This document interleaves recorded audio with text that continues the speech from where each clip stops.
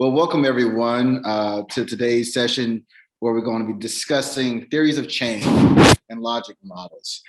Just before we get started, of course, I always want to kick this off with a little bit of just about for some of you who may not know who we are as it relates to the African American Community Foundation. African American Community Foundation, its mission is to focus on supporting organizations that are addressing social disparities in the African American community and serve as a center for African American philanthropic advancement. It started back in 1993 as a special initiative of FTC and focused on economic self-reliance, equal opportunity, structured philanthropy, and leadership skills, and also cultural awareness.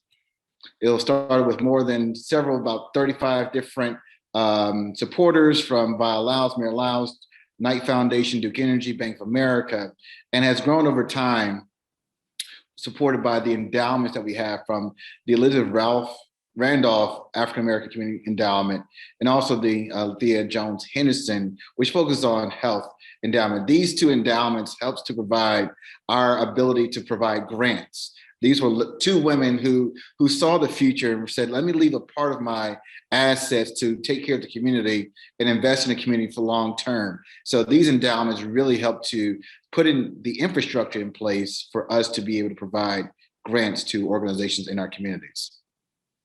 Some of the current philanthropic efforts, activities, over $500,000 in grants have been awarded. We provide grant writing workshops, programs to educate potential donors, and also grants to nonprofits in the Charlotte region.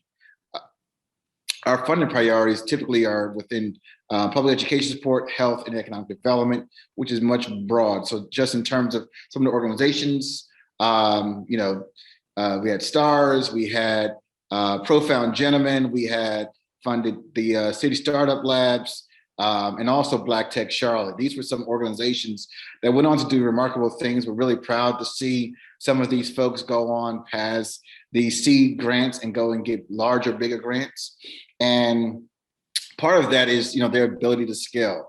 Their capacity over time changes and ability to attract resources. So as we talk about logic models and we talk about theories of change models, we want to make sure that you all are understanding of the context in which we're operating in. So with that being said, I'm gonna go ahead and introduce myself a little bit.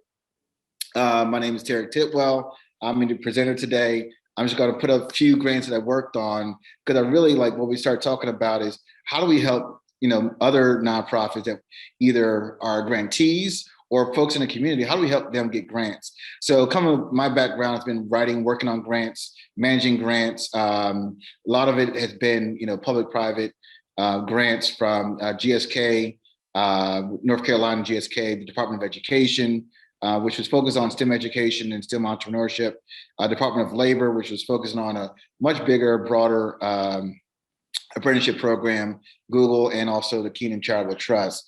These were just some grants that I wrote and worked on, and kind of like get in the context of how do we help other nonprofits, particularly those of color. One of my personal passions is how do we help more nonprofits, particularly of color, we start to operate in at least $500,000 budgets annually. That's one of the goals. How do we help to see an increase of nonprofits that are Black-led that have at least $500,000 operating budget? And that's one of the goals, and we want to help to support the growth of that. So today we're going to be looking at logic models and also from logic model theory of change. Sometimes people use them and they're not the same, they're very interchangeable. One is built upon assumptions, the other one is built upon a lot of direct correlations. So we want to make sure that as folks who are looking to write a program or looking to develop a new program, or even looking at ways in which they may want to submit a grant proposal to a nonprofit, to a foundation, or to AACF, or to a larger philanthropic, organization, these are some of the things that they're going to be looking for.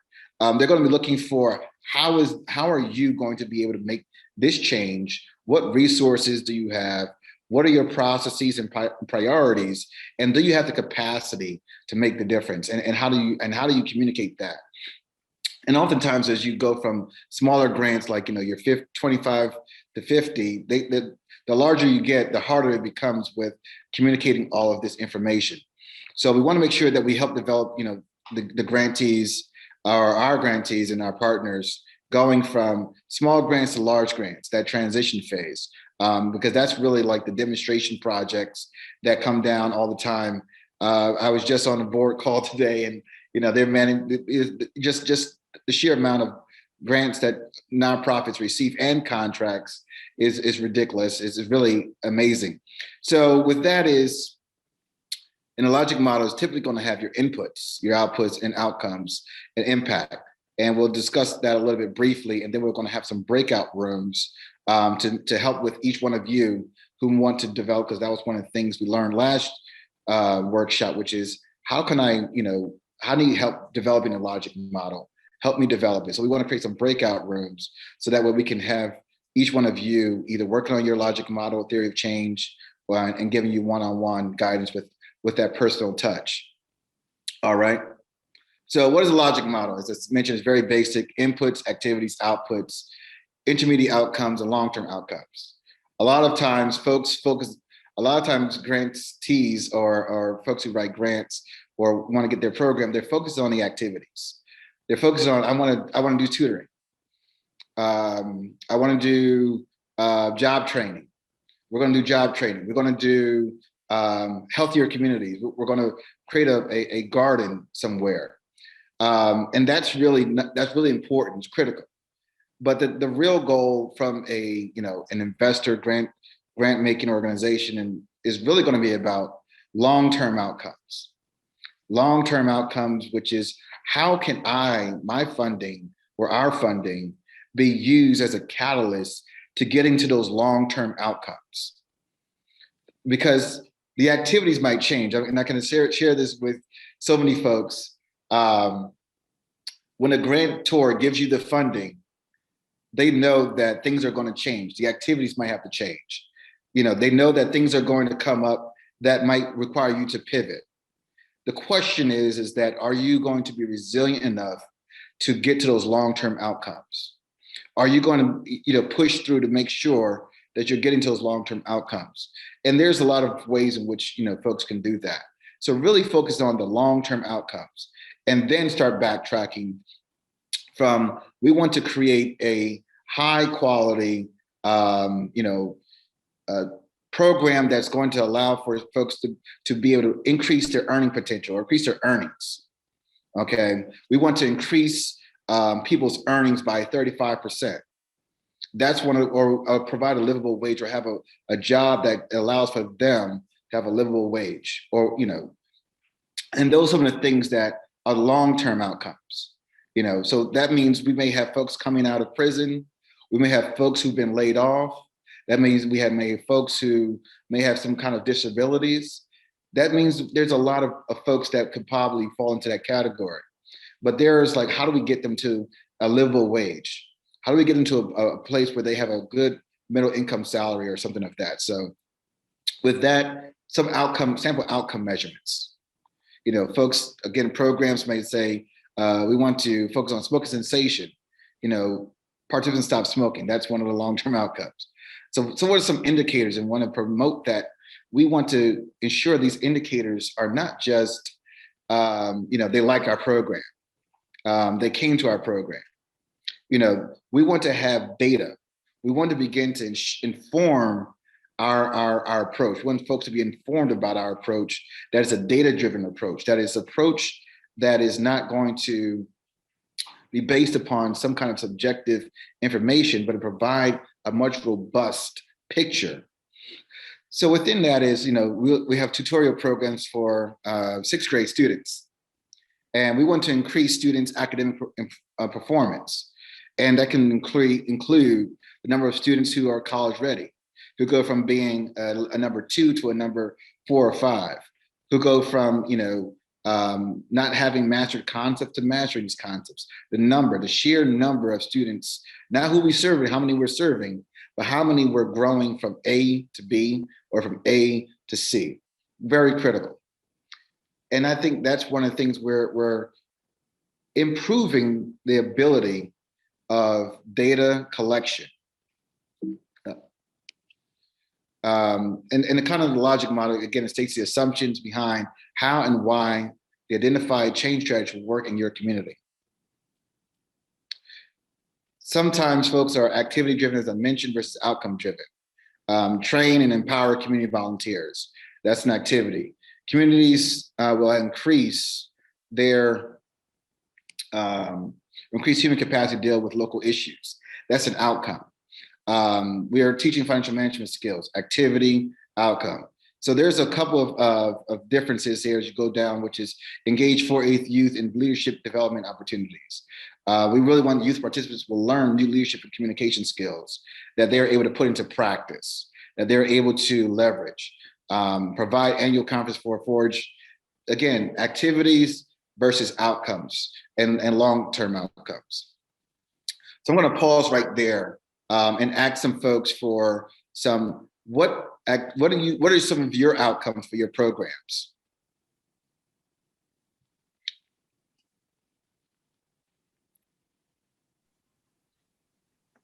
Terry, do you want me to type it in the chat or just say it? Oh, no, you can come off of chat. You can come off of chat and just say, what are your outcomes for your program? What is it that you're trying to accomplish with your programs?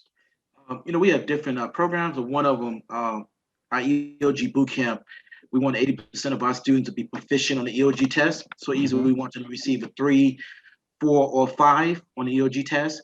And then also we have outcomes underneath that, like we give them a pre and a post test. So we may say we want 100% of our kids to grow on a pro-test, on a post-test compared to the pre-test. So we use that internally, but then the main reason we use the standard EOG scores because we can compare our program with programs across the state. Because a lot of programs do not use the EOG test, but we want to use the I guess the hardest outcome that we can select. And I think the EOG test is showing I guess different grantors that we are improving our kids long term to be college and career ready. Okay, great. Anyone else want to share? Just you have to go into all the details. Just what outcomes are you looking to have? Not just the activities, but outcome focus.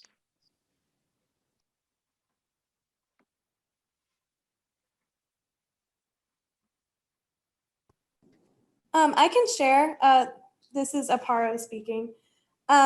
We are working on a program, hopefully, that we're writing grants for, and it's an economic development, so it's jobs training.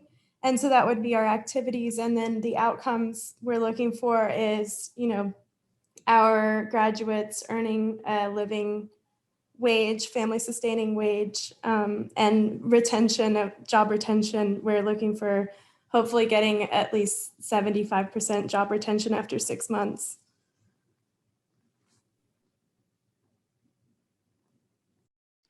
Awesome, that's great. I love how you all are using data to focus on your outcomes. That's very important.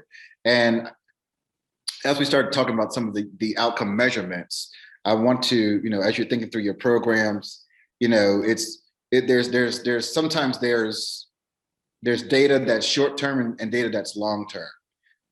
Like mastering of concepts, if you're looking for students to become like whether jobs, training, skills, did they master the skill? Did they master the knowledge base? And that's something which can be an assessment. So we'll talk about in our next group session, we'll talk about formative versus summative assessments. So they're where you can feed your own knowledge and learning and capacity. Let me go back to sharing my screen. Okay, so kind of what is an outcome indicator? It's specific items of information that track a program success or outcomes. Observable, measurable characteristics or changes that represent achievement of the outcome. Not smoking, at least 2 hours exercise a week, wearing seatbelts consistently. These are just some numbers and percentage of program participants who demonstrate these behaviors, then is an indicator of how well the program is doing with respect to the outcome. And that's something that's an outcome indicator. How are we going to communicate this? How we're going to communicate this data? How we're going to communicate this information? How we're going to gather that information? Because I think one is how are we going to get the data around the wage or the earning that they're going to have? What systems are we going to have to put in place? How are we going to get that information, whether from the Department commerce, or get it from tax records, or will it be information submitted to us? We're going to get it from, the Department of Public Instruction. All of these folks that might have data, where we're going to get this information from, and is it going to be accessible? So I think those are the things that, as you want to think about your outcomes, is where can we get this information to track as we go towards these outcomes, and how do these outcomes build on long-term outcomes, which is, for instance, being able to go to college without dealing with remedial education, or having to take some kind of remedial math. That is a long-term outcome, because that points to really long-term 10-year tracking systems, which is great. Our program ensures students do not have to worry about remedial education when they go to college, which is saving them money in the future. So just some other outcome indicators to think about, short-term and long-term. What factors are influencing some of these outcomes? It could be your age, it could be demographic, it could be different levels of participation, geographic, where the person lives, and also the units, the organizational units, which is, where do we do this work and how are we doing in those different units, and how long do we do it, which is the amount of time, the amount of procedures that we're using, or delivery of service. How are we going to be influencing those outcomes, which is, we're going to be providing, tutors on a day-to-day basis. We're going to be providing 200 hours of training for our workforce training program. We're going to be providing 200 mentors for all of our participants to be able to be confident in what they do, and so forth. So what factors are going to be influencing your outcomes? It's very important for that to be part of your indicators for your program, as terms of what influences some of the outcomes. And create an outcome measurement framework. Again, you saw the long-term. What are some of the long-term indicators that we're going to need?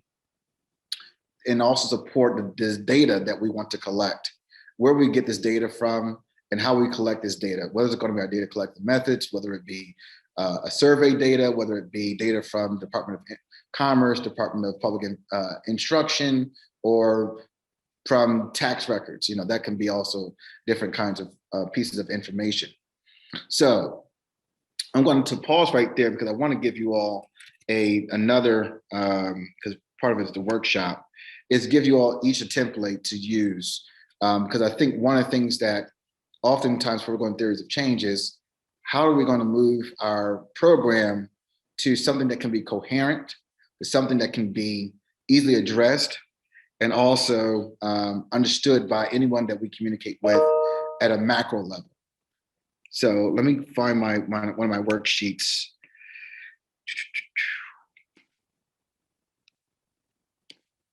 All right. And I'm going to put this in the chat for folks to be able to download it themselves.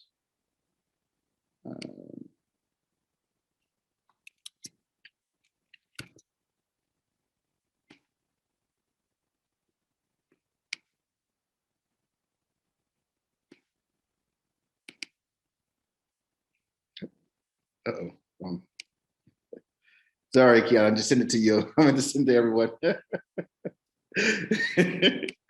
All right.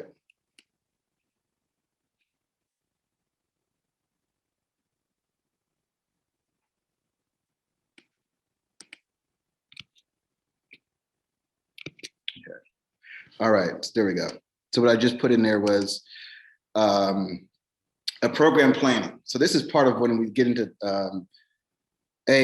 start thinking about, this is a very comprehensive way of strategies, assumptions, understanding the problems, issues. This is a game changer. This is a way for you to begin to build your logic model. It's not the logic model, it's the precursor to one. So for instance, then to describe the problem your program is attempting to solve, or the issue. Oftentimes people will point to some data source, which is where you will point to, which is how many folks are currently unemployed, how many businesses have been lost, how many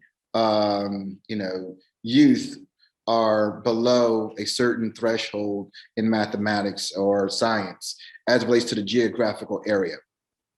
So 25% of students located in this zip code do not have access to broadband internet.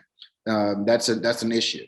35% of folks who live in this census tract or these census tracts are currently unemployed or do not have more than a high school or GED education.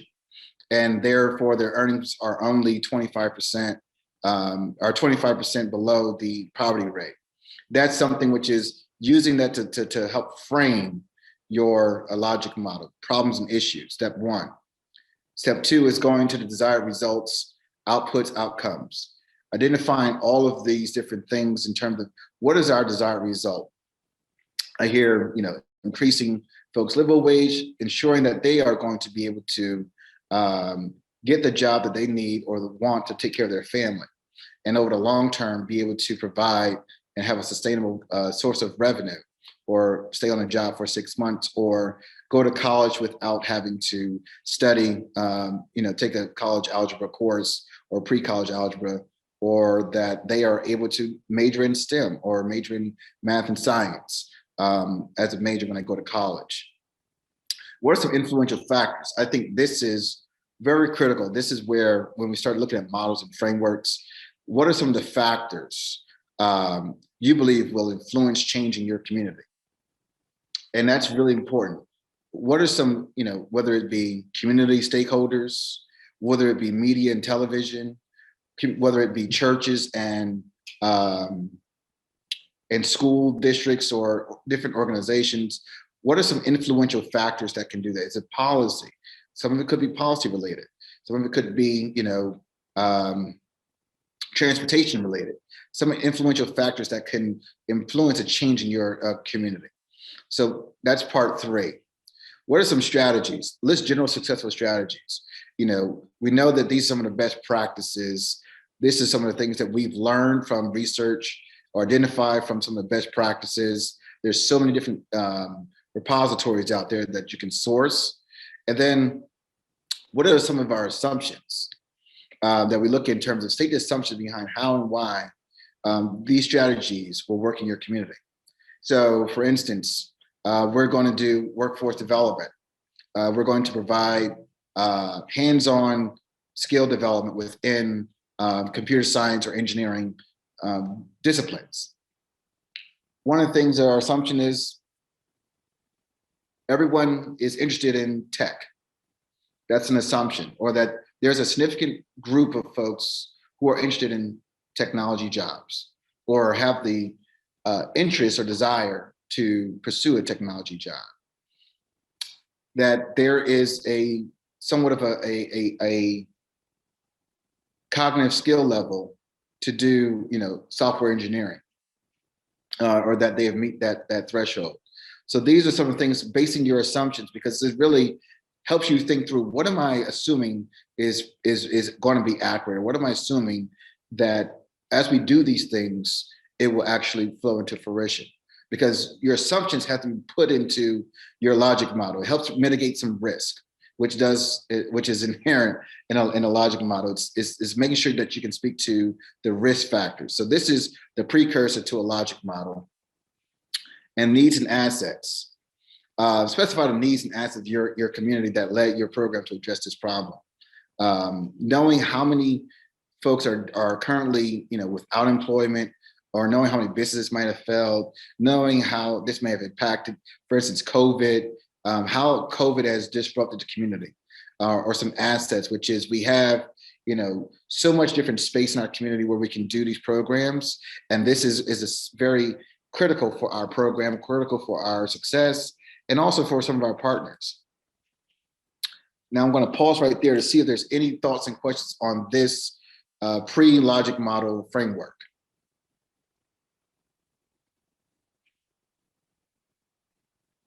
Before we get into the logic model. You can come off mute or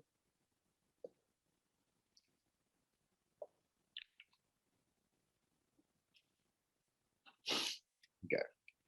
If not, we'll keep moving forward. I'm going to stop sharing Was I sharing that entire time? Yes, you were sharing. Okay, I want to make Yes. sure I was sharing my screen. Yes, you were. You're on it. I would have stopped you. Because I was like, wait, I'm not sure if I got that part ready. Yes. This is Millard McClooney. I do have a question. Yep. Would it be helpful to do a survey prior to putting that together? Yes. I mean, survey data, again, that's part of your data collection. We'll talk about that. If you're going into getting that needs, that purpose, the issue, that can be very helpful to inform your entire strategy. And that's pretty much the logic model, like strategy development process. So if you're saying that the problem needs is, we did a survey of 100 people and this is how we gathered this data, that's critical.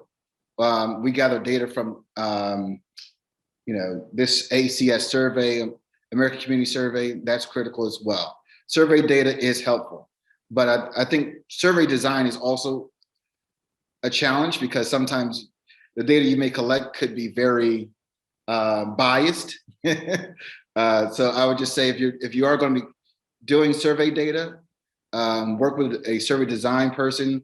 If my colleague, Dr. Turner is on, she can help you with understanding how to design some surveys. She also has wrote grants and has done a lot of good support, and she's also on our board. So survey design is critical because you don't want to have surveys that can be leading folks to answer the way you want them to, because then you get a program or data that is only useful for what you collected, and then everything program-wise, strategy-wise, it can become a problem. So be careful in the survey process. Work with someone to design a very informed survey so that way you don't have bad data that makes you make bad decisions and have bad outcomes. Thank you. If you could share her contact information, that would be great. Yes, will do. All right, moving right on to our logic model. And make sure I share that as well with everyone. And I wish we could have sent this out. And I think this will also go out to everyone, right? Kiana, the slides and the. Yes, we'll include this on our registration page so people can go on the page, and then we'll send out the slides and the recordings at the end of the series. Okay, great. So, Excuse me, I'm sorry. Can you also, if you don't mind, send out the Word documents? For some reason, when I try to download in Zoom, it comes up with an error message, and I'm not able to download. okay, yes. And I just sent, Elijah, I just sent you the planning program planning. So I'll send you, do you need the logic model, the blank logic model as well? Please, that would be great. Thank you. Okay, no problem.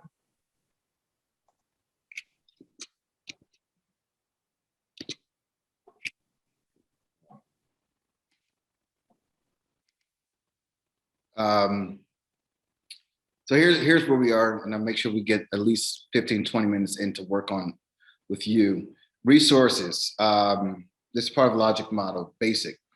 What will we need or have to address the issue or problem? So in the program planning, you talk about the data, that part.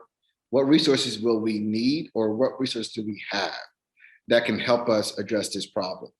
Human capital, which means we have 4 people on staff. We have space. We might have a volunteer base of 100 people. We have technology infrastructure. We have a governance board made up of influential folks in our community. It's important for that to be there, which is how they can support the impact. So for instance, I think to the apparel lady from apparel, which is what can we expect to change in 7 to 10 years? And that's really the long-term output impact, which is in 7 to 10 years, what is it that we hope to change? Because change is, the long-term change takes more than 5 or 6 years.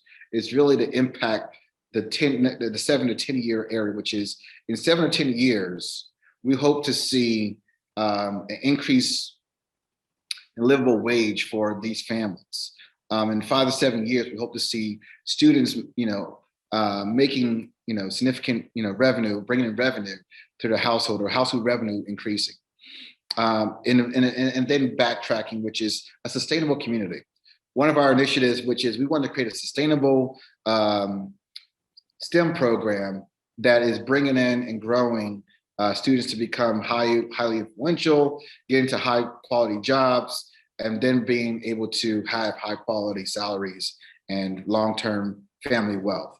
And that's something which we want as an impact. So we knew that in 17 years, that's what we wanted for our participants. Going back to the long-term outcomes, which is more, we want them to be able to, they have a job that is a middle income job, that their job is kind of somewhere in the middle income bracket, somewhere between 65 to above $65,000. That's what we hope to have a long-term outcome. A lot of the long-term outcome is increasing the capacity or in the interest of students into this program or of these programs. And then we'll go back to what evidence we expect to produce. We hope to produce, which is backwards planning, an increased number of participants, significant number of students going into these programs or graduating or getting better credentials. These are some of the outputs that we wanted to have as evidence. And going back to the activities, how do we get there, which is your activities. Activities can change. One funder told me, when I give you the money, tomorrow, everything is going to be different because something's going to happen. But the thing is that the outputs, long-term outcomes, impact, that's what you're driving for. It's not we're driving for activities, we're driving for the outcomes, the outputs and long-term outcomes. So we want to pause here and help you individually spend the next 20 minutes with you, helping you develop your logic model, helping you to refine it, helping you to create a much robust logic model. So when you are either out there looking to fundraise, or if you are looking to write additional grants, you have this in your back pocket, or your organization has this in their back pocket as they are looking for bringing on resources or bringing on partners. It's easy for someone to follow, but it's also critical for you to communicate this, which is we hope to change the trajectory of kids over the next 20 years. And then, that's going to be our impact. And that's something which helps with communication and change communication. So I want to pause right there and get our next 20 minutes, spend time with you individually, or would you guys want to stay in a group kind of group environment?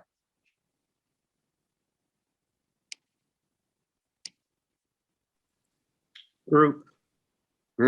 Yeah, I say group. Yes, sir. Okay. All right. So we're going to stay in a group environment. Okay. So let's go to who wants to go first with their long-term impact. If everyone has the logic model, you can create it and share your screen. Can they share their screens, Kiana? To the dark side a little bit. Too much sun. If they should have the option, but I can make them make co-hosts. You can make them co-hosts when they decide to. All right. So here's what we're going to do is we're going to allow for you to, with the logic model that you've downloaded, is put in a long-term outcome or long-term impact that you want to have in 7 or 10 years. And it could be more than one. It could be 3. It could be 4. It could be 5. Doesn't matter. Put in 17 years. What do you hope your participants will have achieved or have gone? Some of them may have been, off to college. Some of them may be still employed. So where do you hope to see them in 7 to 10 years? Or where they are in 7 to 10 years?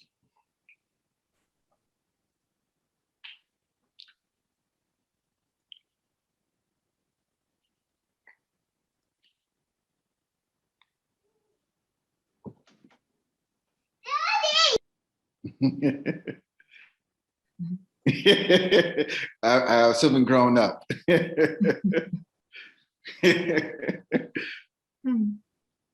Okay. We'll go with Millard. If you'd like to share. I'm still over here trying to think of what that would be. Well, let's think through your organization's mission. Well, when we look at the organization, because I work with youth, but our organization, the primary focus is the head of household. Mhm. I work with Enlivian, formerly the Charlotte Housing Authority. Mhm. So we're looking at trying to help them become much more sufficient at what they're doing so that they can then not be on assisted living. So moving beyond assisted living. Mhm. And so with the youth, our focus has been providing and directing them to activities and resources so that they can graduate from high school and go into some sort of career trajectory or to college. Mhm. But I don't have any type of logic model put together. So that's something that I'd have to work on. No, I think probably, I think you've already said it, which is, put them on a pathway to a college or to a career. I mean, in 17 years, they're on, on a pathway to college or career, depends on how the age and impact wise. I think you also said with just in 17 years, they become self-sufficient. That's a long-term impact, whether they are youth now or, they could be 16 and by the time in 7 years, they'll be 23, they can be self-sufficient. So I think you've already shared the long-term impact of your specific focus area, which is college or college career ready, or in a college or in a career. Self-sufficient, that's a very important critical part for long-term impact. All right. So I think that's that's already been captured in what you've already shared. I don't think that you need to think too much further. I think All it's right. Well, thank you. I think you already have it. You already communicated it. Aparo, I think in 17 years, what would be your impact that you want to have, that you want to share or communicate? Yeah, I think our main impact would be that graduates would have more financial opportunity, increased personal income, economic stability increased over their lifetime, and then very far into the future, neighborhood and community economic stability increase. So long-term impact is community stability. Yeah. Okay, community stability, or I would say, or increased economic stability as well. Increased economic stability. So and the reason why I'm saying that is because in 17 years, we do a census.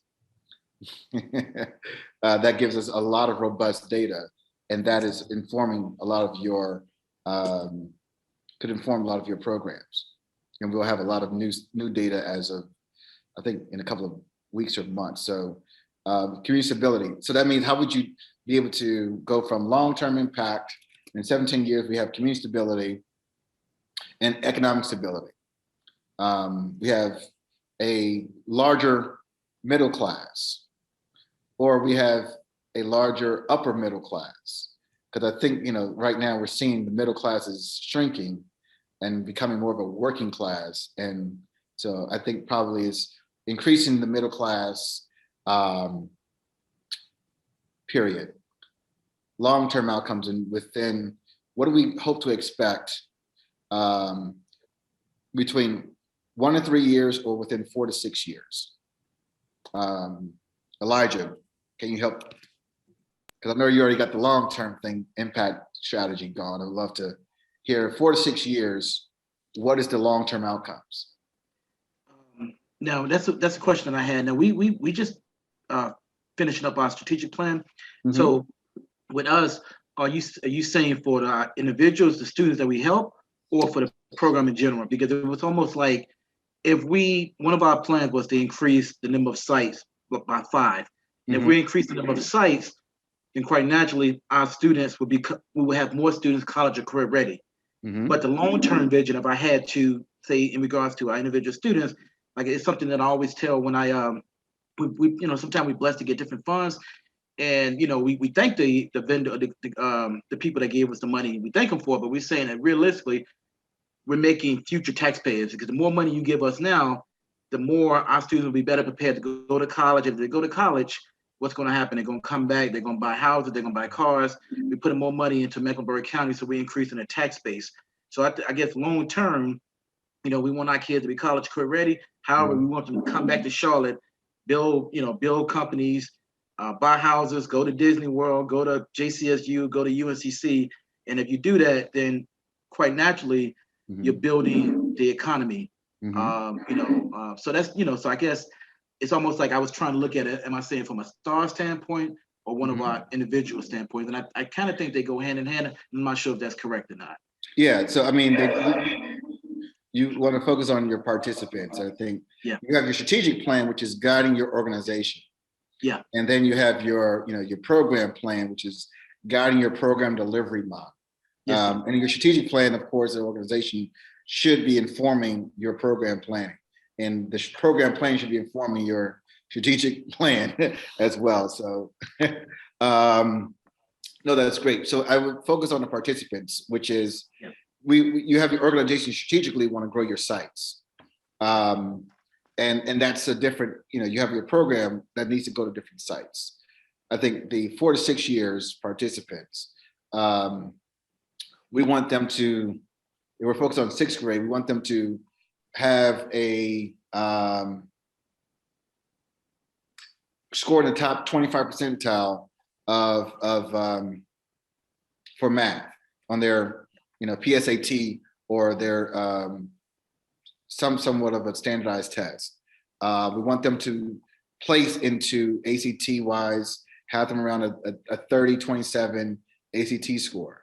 That's that could be 4 to 6 years, which is, we're doing the early work now, but we're getting them ready for when they go to 11th grade, 12th grade, they're getting higher scores. They feel confident in their testing. They feel confident in test taking strategies.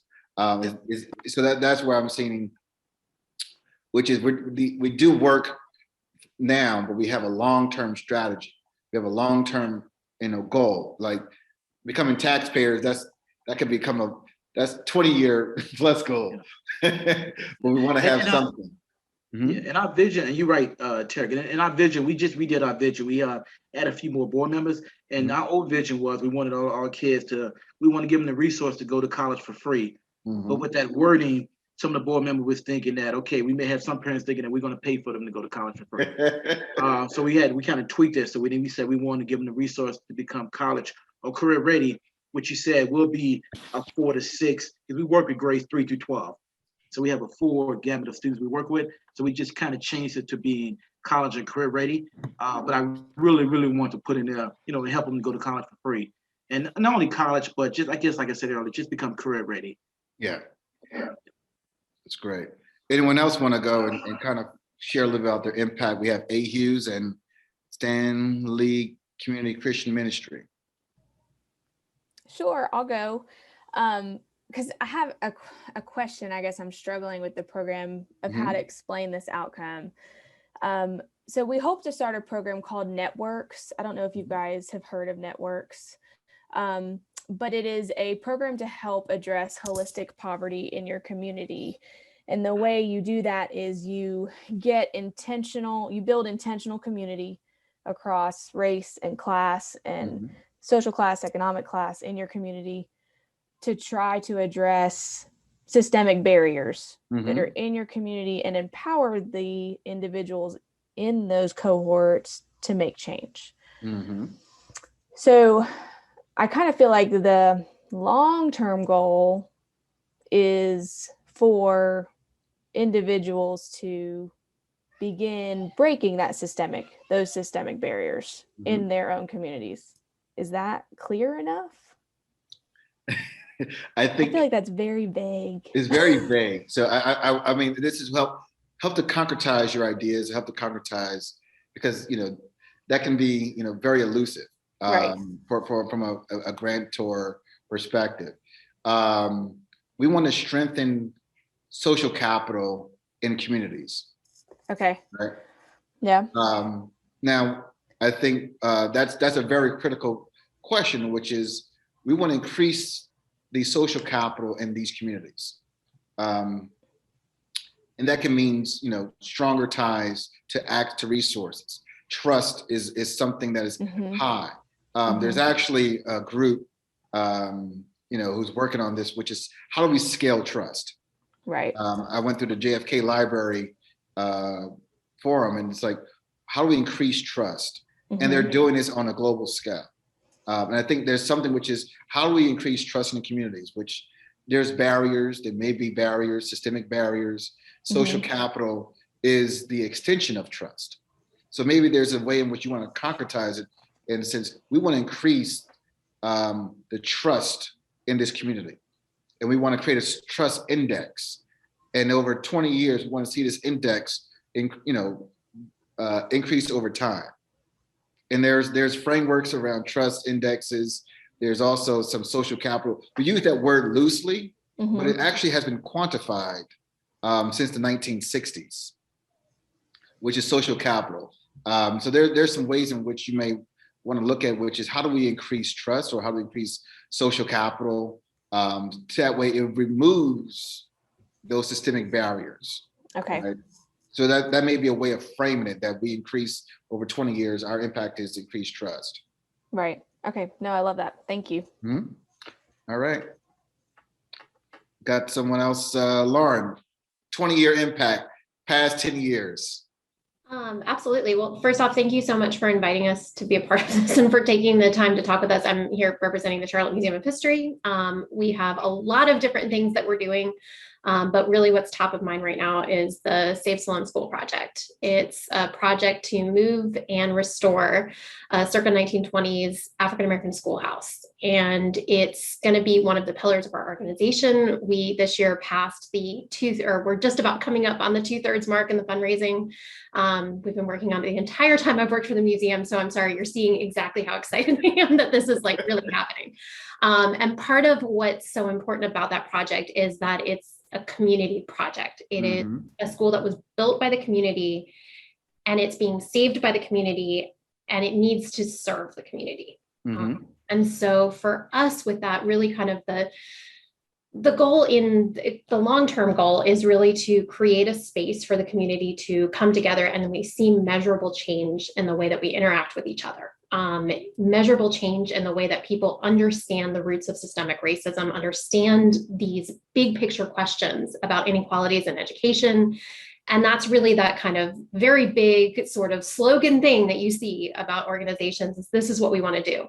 But really in that kind of 10 years, 20-year range, we want to see particularly students in Charlotte really understanding their own history, really being able to speak to what happened, knowing that everyone who comes out of our school systems understands that the 1920s in Charlotte happened. I think it's really unfortunate right now that people do not understand our history and understand what happened, understand segregation, understand the roots of a lot of the issues that we face today. And so for us, it's about seeing that change. It's seeing Charlotte residents be able to speak to that history, have students that are more empathetic, ready to speak to this and understand kind of those sort of ideals and how we move forward. So it's a very kind of big picture. We have some little things that go like the measurable steps in between, of course, and the different ways that we want to get at that those different outcomes. But really, that's sort of the big measurable change. Can people actually talk about this? Do they understand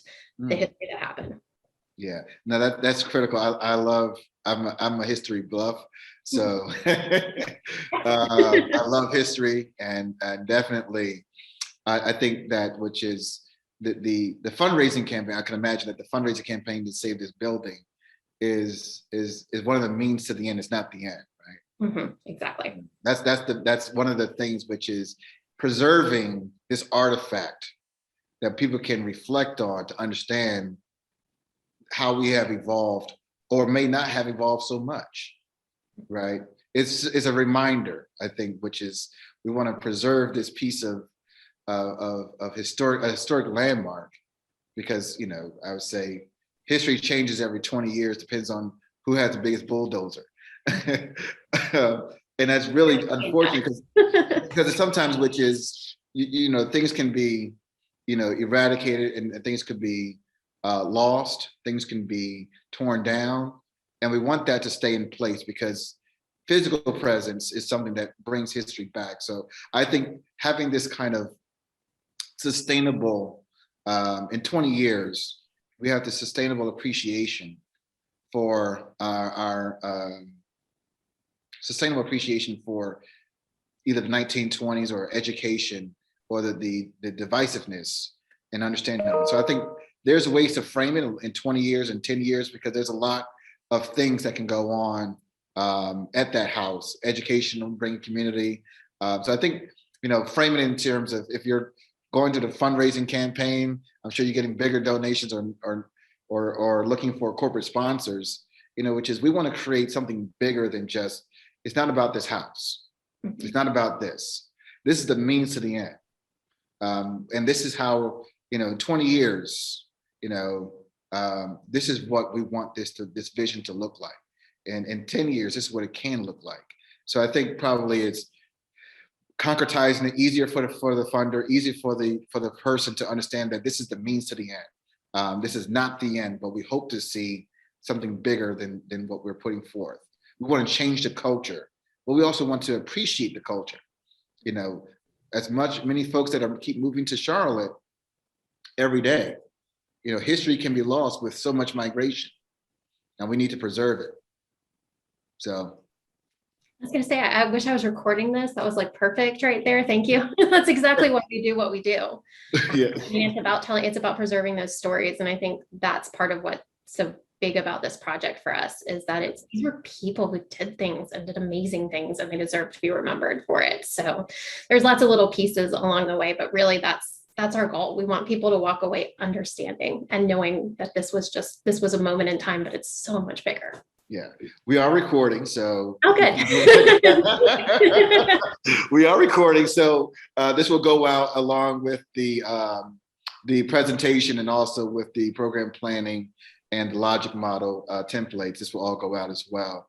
We still have one more, and I know we're almost close to time, so I really want to, A. Hughes, we have one more person, or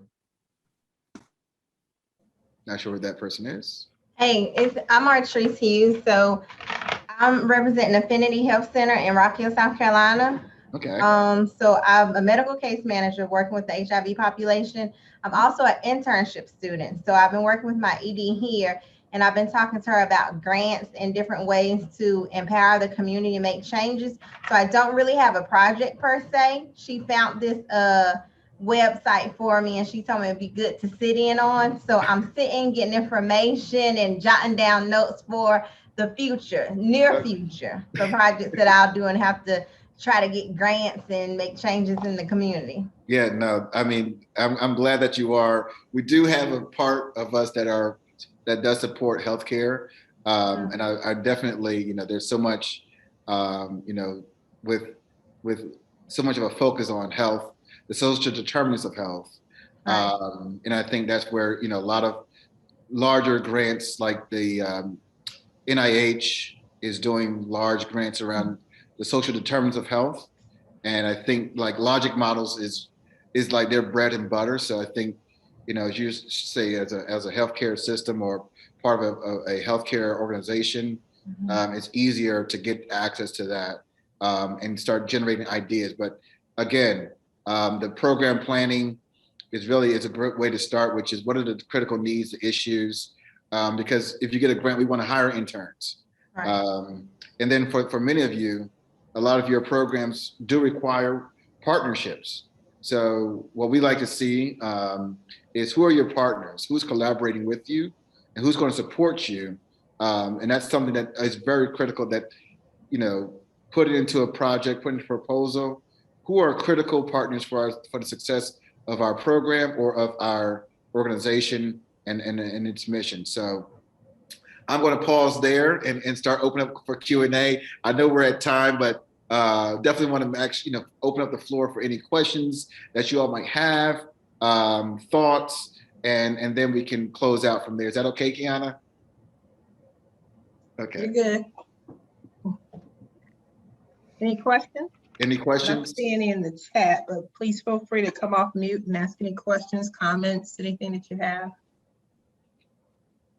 If there's anything that you haven't seen in the series that you're looking for additional information on, let us know that as well. That would be helpful.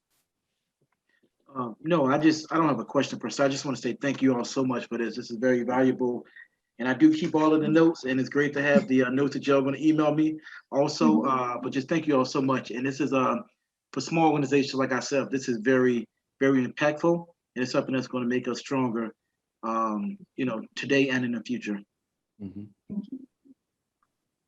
Thank you for those comments. And everyone, Elijah has been an AACF grantee a couple of times, actually. We like the work he's doing with Stars Academy. And so we appreciate you being here with us.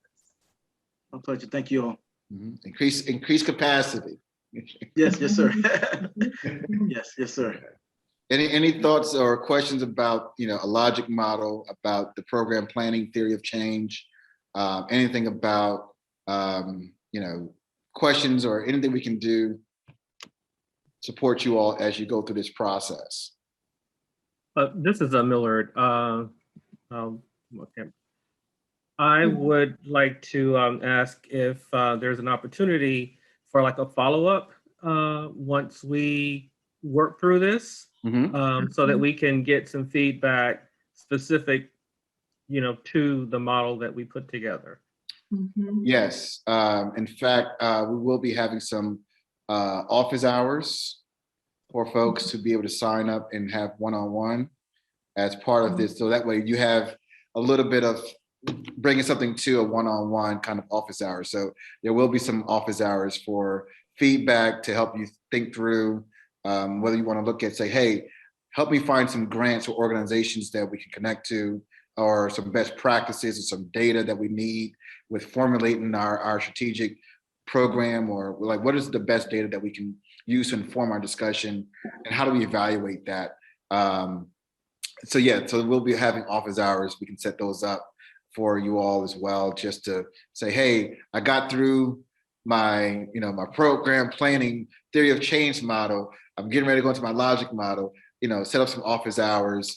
Jody Turner, we got folks on the board who are doing contracts, who know a lot of things. So our board is going to be open to office hours. So that will be coming in May. Fantastic. Thank you. Yep.